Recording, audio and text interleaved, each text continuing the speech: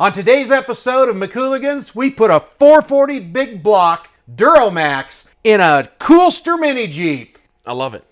Let's do it.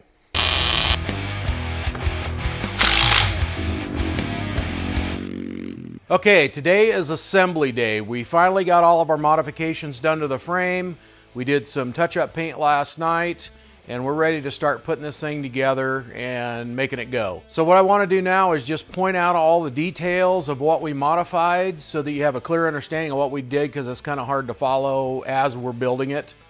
So we're going to start with the steering here in the front. What we ended up doing, because originally the steering shaft was over in this area, and these are the rack mounts, that wasn't going to work because the steering shaft interfered with the clutch, which you'll see when we get it put together. So we flipped the steering rack around and put the shaft on the passenger side. The chassis is upside down, but that made the steering backwards. So we flipped the spindle side to side and went from a rear steer spindle to a front steer spindle.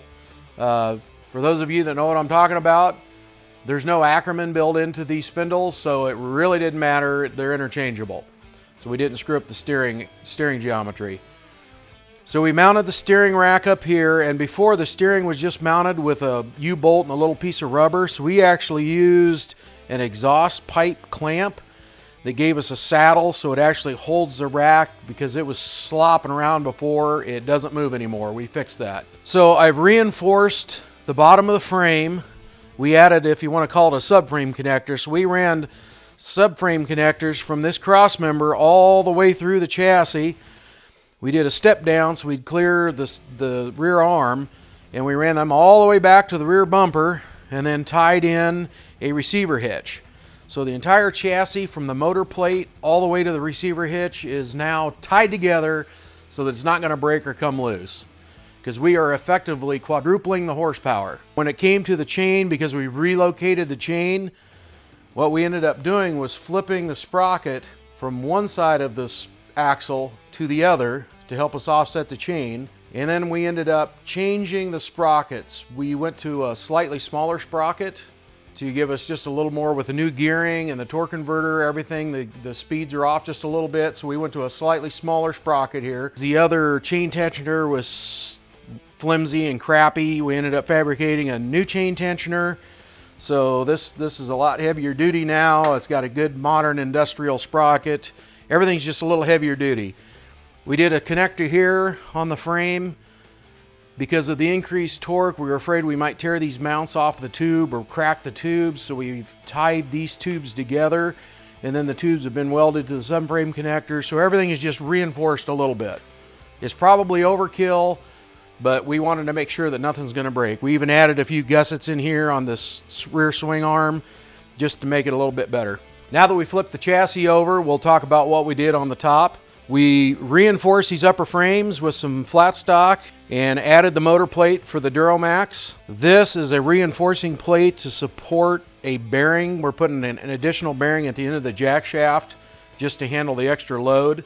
The top shock mounts is on a bar. We made that removable so that we could get the engine in and out. And once again, the steering shaft came through, and we'll see once the engine's on, there's no way that we could run the steering shaft through here. So these are the old rack mounts. What we ended up doing, which it seems pretty simple now, but getting to this point took us a lot of time and a lot of energy trying to come up with a solution. We tried about 3 different things. This is what we ended up with. So we put a new shaft on the steering knuckle, extended it up, and we ended up doing a remote chain. So we have a chain drive that's a 1-to-1.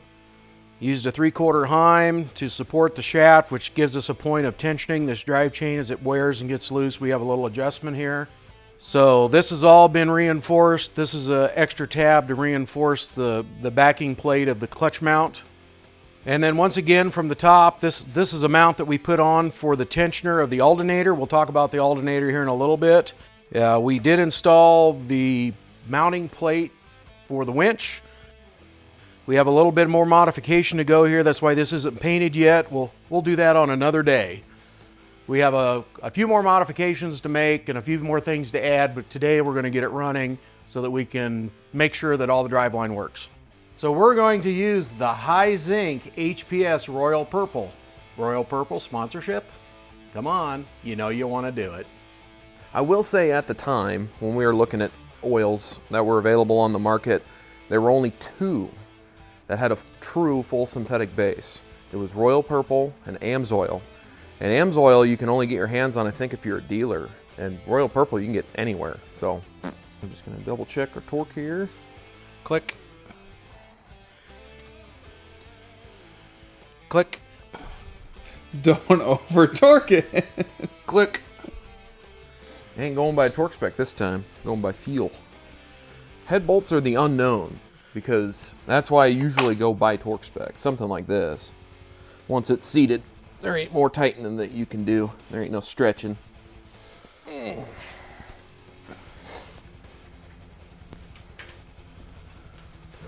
Let's see here.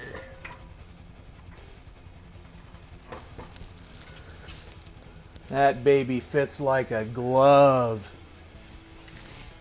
Remember this one being particularly frustrating.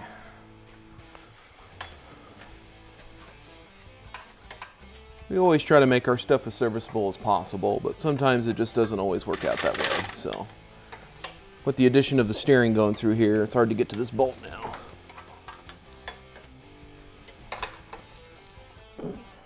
Step back and I will fix it. Well, not convenient, not impossible.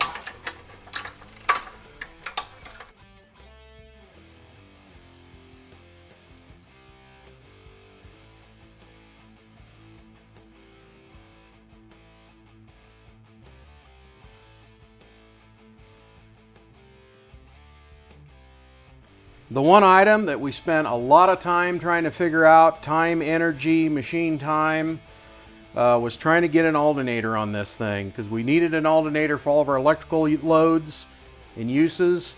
So I am proud how well this thing fits. It looks like it fits really easy, but it was a lot of man hours making it fit like this.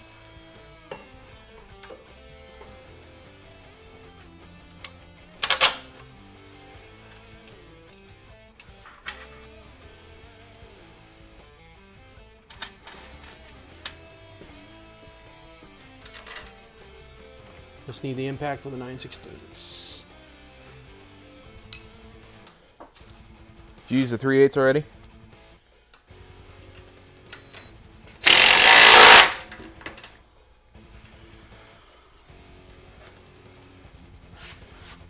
Now with a turnbuckle with Heim joints,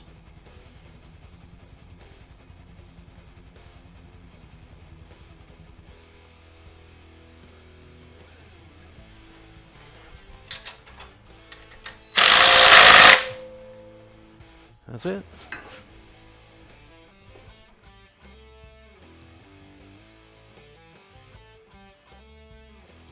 So part of what we did was made this upper shock mount, brace, fender mount removable. So we added some studs onto the frame, and now that can go on and off to get the engine in and out, and that bolts into place. These are the braces we made bolt on. We're going to leave these unfinished for today because we might end up adding some brackets to them when we mount all the hydraulics. We're not sure yet exactly what we need, so we're just gonna leave these unfinished for now. We have a totally custom one-off header for this, with a glass pack, I might add. Now, in order to have proper clearance for our brace here, we did have to delete the pull start on this engine, so it is electric start only. So we're gonna attempt wire up the factory switch just to make sure everything starts, runs, and works and functions as it should. Actually, what I'm gonna tell you is rather than use that, Can we start it manually without this? just hook it up and we'll just use a little jumper and start it. Sounds good to me.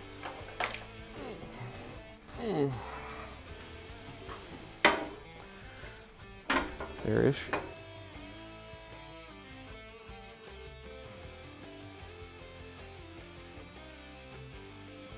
Well, we got the fuel hose hooked up. We flushed the carburetor, purged it to make sure all the air's out. We're gonna give this thing the very first fire up. And we're just gonna use a jump pack to make it happen.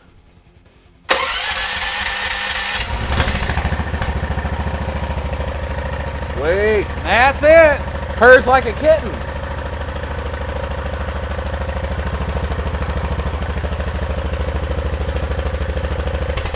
And our kill switch works. Good.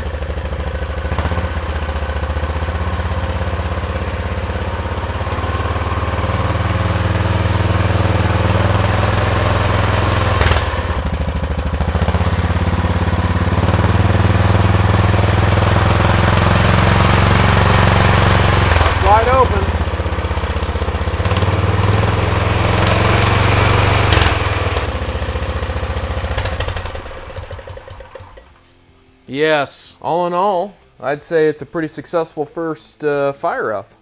Everything looks like it's working as it should. All right, so I'm gonna do cotter keys and brakes. And I'm gonna get those tight and get those cotter keys on. Then we get the wheels on, get the springs in the front. And then we should be able to set it back down on the chassis or on the ground. Let's also work, I'm gonna start working on brakes while you start doing all that. Okay.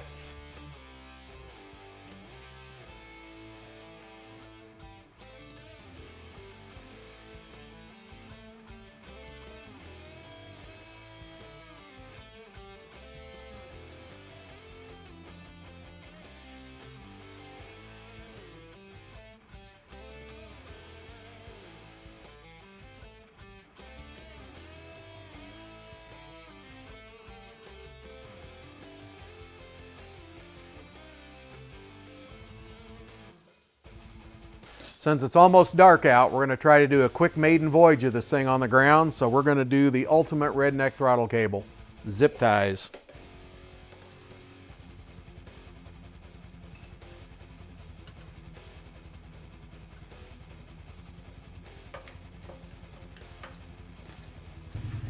Oh my God, the bump steer's horrible. Rainy conditions from 7 p.m. to 9 p.m. with scattered thunderstorms expected at 9 p.m. All right, so here's our maiden voyage. I'm probably just gonna take it real easy, drive down, turn around, come back, and then we'll maybe suggest a little more throttle. So.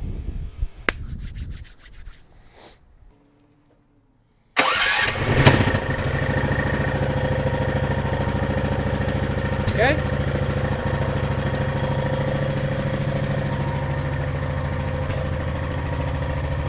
That is really quiet.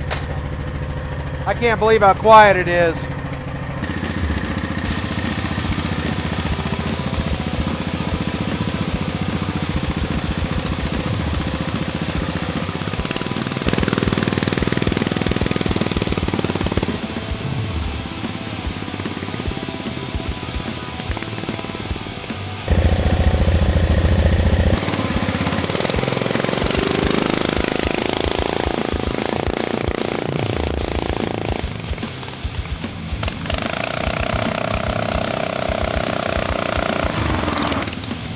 There's a little snow patch down there, so I'm trying to take it easy and not spin out, but you can feel it kind of loose right there, but this thing's going to be a blast when it's fully done.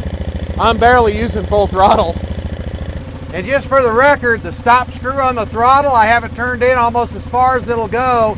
We're only maybe getting a half to 2/3 throttle at the most.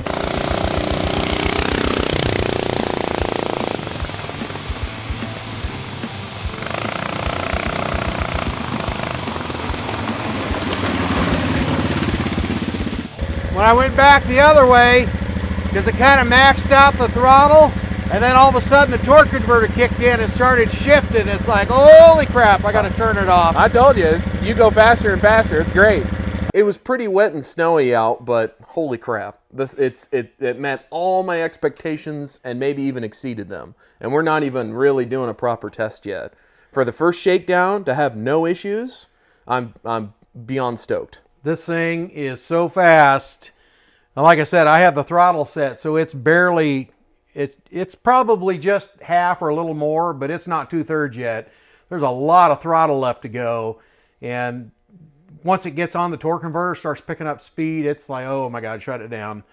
So we're going to have to really be careful how we drive this thing. So yeah, definitely a rollover hazard now. Can't wait to get it all together, get our winch and our bull bars and all that stuff tied up. Get all the wiring done, get the lights on it. We have a lot of lights, a lot of wiring, a lot of stuff to do yet. But mechanically, it moves and goes and drives under its own power. Be sure to like, subscribe, and click that bell for notifications so you can see more cool stuff like this.